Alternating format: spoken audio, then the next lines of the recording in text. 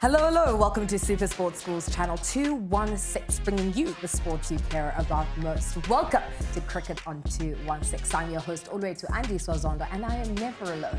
I'm joined by Tandle, the baritone behind Schools Cricket, and next to him is the guru on all things Schools Sport. It is Sport Smith, and last but certainly not least, it's Tandle Dlamini, our cricket news lady. How are we all feeling? Mina, I'm doing great. A lot of cricket that has been happening. We're getting ready for South Africa versus West Indies. So many things happening. I cannot complain. Yeah, and you, Tandle, how are you doing? Very good. I've enjoyed the weekend of cricket. My team won SA20, so I'm happy. But yeah, all good. So we missed you last week. How are you feeling? Brilliant. It was great having a week without you guys. No, I'm just kidding. Missed you. Wonderful show last weekend with me not being on at the time to watch it for a change. Can't watch when you're on a show. That's just a little bit pathetic. No, brilliant. Thanks. So looking forward. Like she said, my side, Sunrisers, 3-time champions. All I say. You know what? It's well deserved. 3 for 4. That's impressive. I do not speak. JSK. Why not? That's why this side can come at you a little bit later on in the show, because we are going to speak about that. I think if there was any debate from any other side, I mean, but basically, I'm struggling why they don't just send them the trophy before the tournament starts and then play exhibition matches, you know? That's what I would do. Well, okay, we'll get to the Betway SA20 later on in the show. First, we have to talk about the Switch Schools SA20, Phase 2, Northerns and Easterns. Let's start with the girls. Mbendula? Starting with the girls. Said it last week. Ngoangoa, when we're looking at Limpopo, we're looking at Easterns, and we're looking at Pretoria. They didn't lose a single game last year, only lost to the two finalists, Stain City and St. Christian School girls. And now coming this year, they didn't lose another game again. But it was drama there at the end because weather played an effect on a lot of games up in the north, but it was eventually a bowl-out. And I am not surprised that Ngoangoa did it again. Here they are representing Limpopo cricket. It would have been so sad had the bowl-out maybe gone the other way. Because you know, sometimes it becomes a bit farcical, doesn't it? You know, if a bowl-out's not possible, it might have been a coin toss. And Ngoangoa is obviously a class act, you know. But I love the girls section because there's clear favourites, if I say, in a phase. You know what? There's one side in every one of the regions that was just miles ahead of the rest. Ngoangoa being one of them. Yeah. So once they get to that phase 3, you're going to see all of those that were miles ahead now go head to head. I'm thinking of somebody like Queen's High School, for instance. Imagine them and Ngoangoa head to head with a hot Estos day, which we'll talk about later, but it's going to be amazing.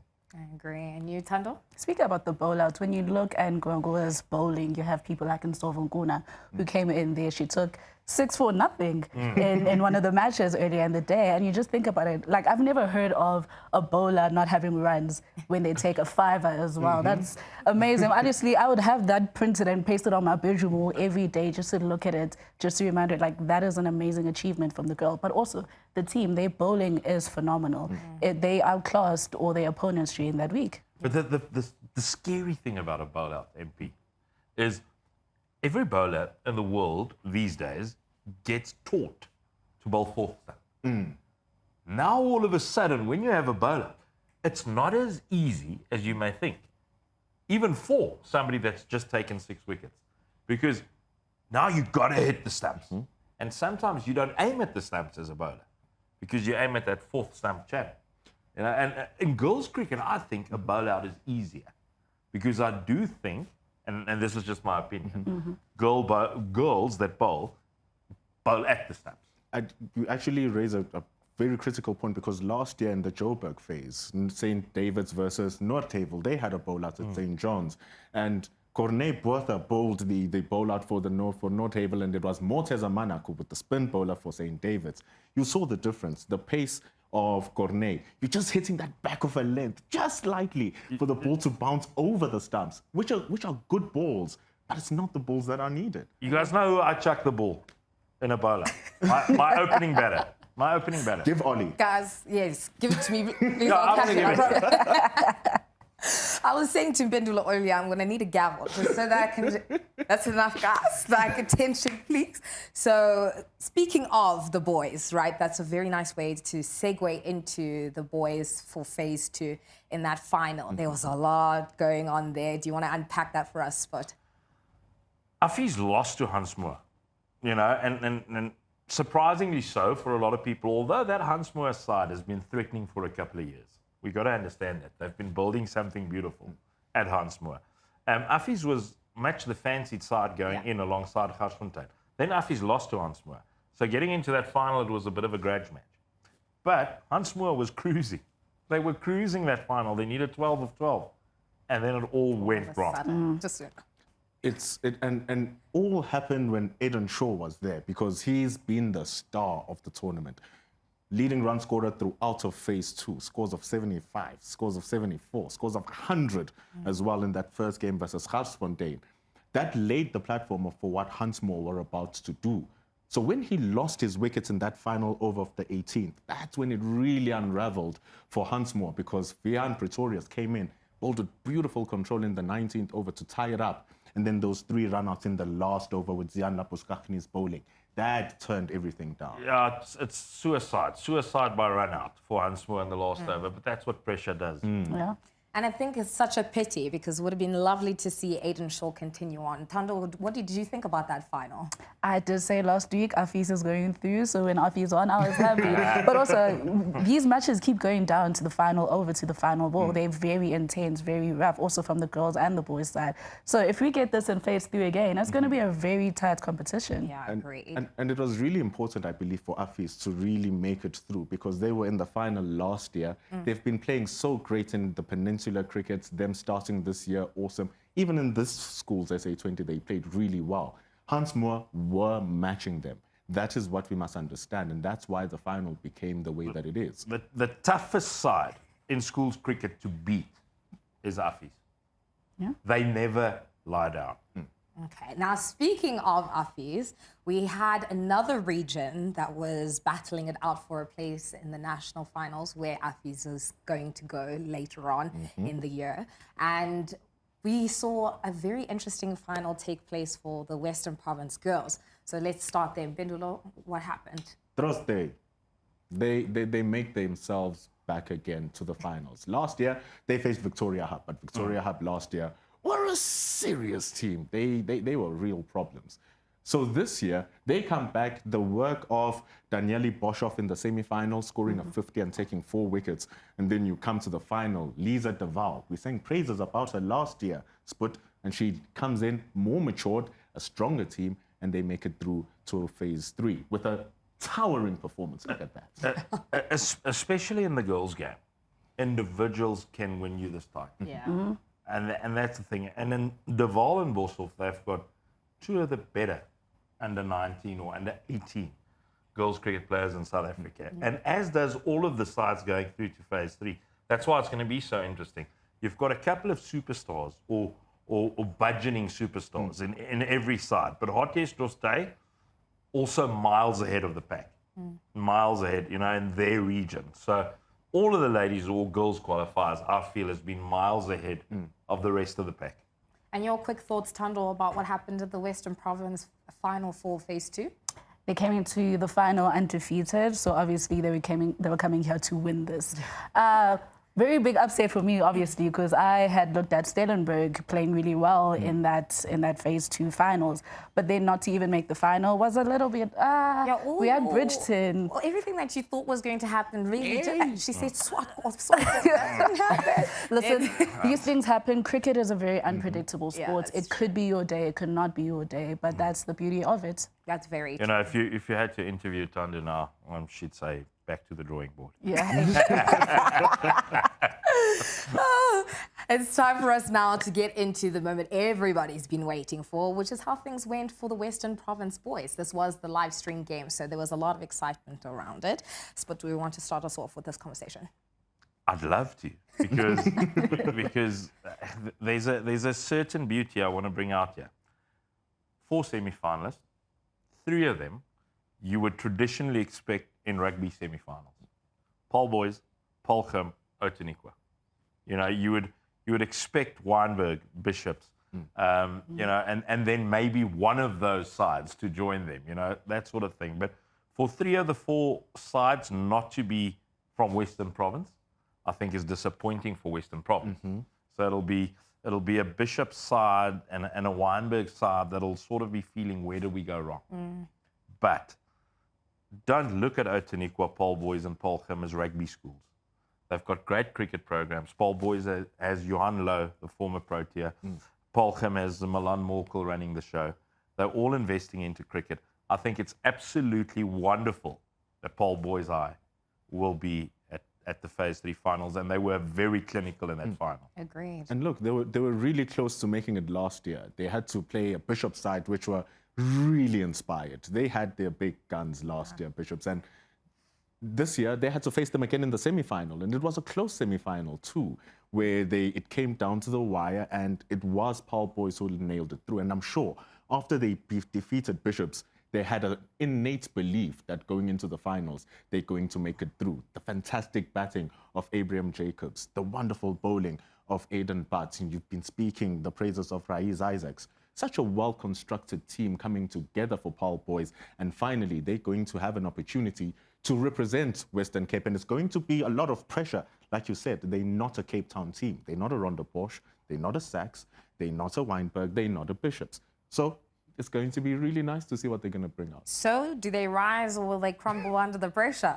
They will rise. But this is nice, because do you understand that when you go to Phase 3, there will be 2 new champions that are going to be lifting that trophy? Bishops is out. St. Christian's is out. What's going to happen, guys? So Sorry, Stain City, yeah, sorry. Yeah, Stain City. Yeah. But we can send St. Christian School a little trophy, just a small one. I just want to go back to one thing. Paul Boys through, Affie's through. All right, in Armin Snyman and Raiz Isaacs. Armin Snyman on the side of Affie's, Isaacs on the side of Boys Eye, 2 of the fastest or quickest bowlers in South Africa, and I'm really looking forward to seeing how they go.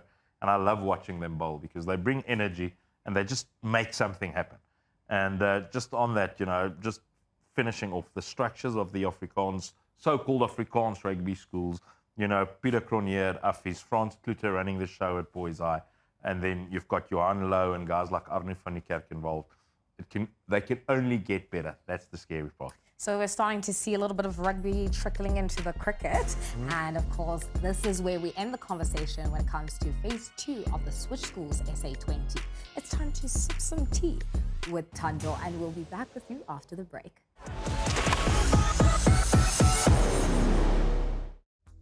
Thank you, Ollie. Welcome to Cricket Tea with Tandle. This week, we actually do not have to look very far. We found Cooks. He's right here in Pretoria. And Cooks, what news do you have for us today?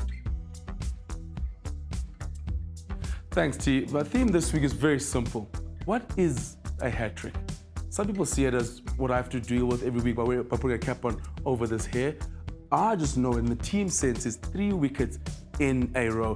This weekend was very, very interesting because we saw one school, Affie's, get a team hat trick, not in one game, but 2 other games. And when they played against Ben Forster, there was a team hat trick consists of 3 straight runouts. The boys don't know that you gotta run and slide the bat in. It reminded me of 1999, but as a real South African cricket fan, you don't say anything about 1999. But luckily, those boys on the weekend weren't born this, so they don't know any scars and trauma like I do. But again, Affie's goes to the final. Huntsmore gets another team hat trick. The team all chipping in to make sure they get 3 wickets in a row. And it goes in the same trend we saw in the SA20 because Lungi Gidi, playing for the Pretoria Capitals, Affie's is from Pretoria. I know they call Pretoria Catch City. Maybe Pretoria is hat trick city. You catch my drift? T, there's a lot for me to talk about it, a lot for me to catch up on. But for now, I'm gonna go to Pretoria, sort my tricks, see more hat tricks. We know what sixes are in a cricket match, but let me explain to you what the Super Sixes stage is. Now, with this Under-19 World Cup, we started with 16 teams and now we're down to 12. The top 3 of each group advances to the Super Six stage. Now, in terms of South Africa, we weren't out when we lost our last group match, but in this stage, every run, every wicket, every result, and the net run rate plays a crucial part in determining who our top 4 is. The top 2 of each of these Super 6 groups will be going to play in the semi-finals. The winner of the semi-finals will go and play in the final, and that is how the Under-19 World Cup champion will be crowned at the end of this tournament. Now that is all the cricket tea I have for you guys today, and we'll see you right after the break. Welcome back. This is, of course, SuperSport Schools Channel 216, bringing you the sports you care about most. It's time for us now to jump into the next bit of the show. We're talking quickly about Phase 3. I'm just going to hoy it out onto the floor. Who are our favorites? That's going to be a very tough one. Girls, I'm going with Queens, because I've seen what they've done. Really good. When it comes to the boys, it gets a little bit tricky. I don't know if I'm going to throw a name out there for now. Just interesting, on the boys section, it is that St. Andrew's School from Bloemfontein, the only survivors from last year's Phase 3. If that says anything, I'm not sure. It's going to be a humdinger in the boys section. If you look at their capacity not to lose, they were 7 for 5 the other day against Paul Roos and didn't lose. Affies will be tough to beat. What do you think about the Focus School? Graham College will be very good. Okay. They were last year as well. Graham College will be very good. They got into the semi-finals last year of Phase 3, so don't write them off. It's going to be a big test for the hubs as well. We've seen the hub girls, they always perform. Goango is a hub team as well, so I'm going to be interested to see how the boys measure up to those bigger teams in the hub invitational. Tandle Sweets, what do you think? Queens as well. For the girls' side, I also do think St. Christian's going to come in and say, we want to rewrite history. And Goango? I'll leave that to Sport. I'll leave that to him. I think Harte Estro's Day is going to have something to say about this. I've got a feeling they've got a couple of little superstars in there. But Queens has been the best that I've seen so far, definitely. Do you have a few names that you think they can trust on the most to kind of help them moving forward? What's that opening batter? She made 40 not out for Queens in the final. Moriri. Yeah. Under 16 Yes. Lions player, Moriri. Makwana Moriri. What a player. The most destructive batter I've seen, in the competition so far. She reminds me of Laura Wolford. She's got the power when she drives and stuff. She hits the ball to the boundary, and not a lot of girls can do that. Okay. Now, this next conversation makes my heart a little bit sore, but we have to talk about that SA and Australia game for the Under-19 Boys ICC World Cup. Here comes Tandle. my one-word answer. And so, no, I'm starting with you, so I think so you can gently push us into the conversation. Because on this side, I don't think it's going to be ready. They're ready. Listen, it has been a tough watching the boys' side. I'm finding it. Not a chance, Yeah, I share your sentiment. I do because I'm sitting here and I'm working myself up, but I'm probably not gonna go. But I almost want to go, MP, and say this was not good enough. This whole campaign, they've won 1 out of their last 9 matches they've played, and that was against the mighty Tanzania.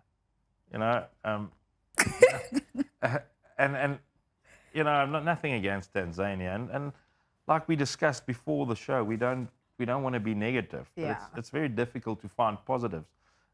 Jason Rowles is a positive. Positive. We're the best in Africa. Indeed, waka waka. So yes, we are the best in Africa. But JJ Basson has taken a lot of wickets. There's things to work on in his action and his consistency, but he's taken a lot of wickets. Rolls, however we want to pronounce it. Jason Rowles, St. David's man, really good. Really, really good. I think Majola's also been very good. 100%. Yes. 100%. So it's those 3 names for me that come into mind, and some cameos from Paul James down in the middle. But We you were don't want to have that. Yeah. That's what we were speaking. We You were don't discussing want Paul to have James. that. You want to have your top 4, top 5 contributing 200 runs at least to the team. Have one of the guys perform, and Jason was that guy. And the moment he didn't do it, take against Australia, scoring just 6 runs, it all fell apart. Against Australia in the warm-up game, he scored 100. He scored 109. His first 100 was last season, so now something has clicked for Jason Rolls, and he's still 17 years old. It's only him, JJ Basson with great bowling, and Bayanda Majola with supreme economy that were really standouts for the team. Other than that, not all is lost, Ollie. Not all is lost for those players. I mean, I think Jarich van Schalkwyk was very good in the initial matches, in the initial series against Bangladesh and Zimbabwe, and he scored double hundreds and stuff. So I think they missed his runs at the top of the order when the going got tough, you know. And I just think top order misfiring, and you're not going to win games if only 2 of your bowlers are bowling really well. You're not going to win games. So then, Wade, hold on. I have to ask, because I think it's really important. Where do we think the mistakes... Okay, rather, let me say, where are we going wrong? Cricket South Africa for under 19 age group, where are we going wrong? Tandle, do you want to start us off and then Sput, you'll quickly round it up? Look, we have to look a bit more than just schools when it comes to selecting our under-19 boys. Please understand that ages go above just high school. You can be in matric and be 17, you can be 18. But first years in varsity, some second years in varsities, those are players that you should be looking at who are now, probably some of them are playing club cricket against different types of cricket, you know, a lot more different than just your high school cricket, which can be topsy-turvy, as we've seen just in this tournament alone. So look out of just your school structures. So an administration thing and not so much the coaching. No, I'm very hesitant to say Cricket South Africa is getting it wrong because we've had wonderful under-19 sides. Let's not forget that. So I don't think they're getting it wrong. What I do feel maybe in this current squad is that we lack guys with proper first-class experience. You know, where Paul James, you know, he's threatened, and Raoul's has been in the squad with the Lions, you know, but I just think we come up against sides who's got players in them. Like, for instance, the Indians and the Aussies, where they'll have 3, 4, 5, 6 players in a squad of 14 or 16 that has played first-class cricket. So maybe the big thing is they played in Div 2 2 years ago. Maybe we must continue to let our under-19 side play in that Div 2 of our first-class game to play that sort of cricket more regularly. Unfortunately, I had to start the conversation. I know, guys, it was flowing. I feel your pain. I feel your pain. We're going to fight with our producers to get us a little more time. I'm on it, don't worry. But from us here on Cricket on 216, it is time for us to say goodbye. Thank you so much for joining us once again, and catch us same time, same place next week.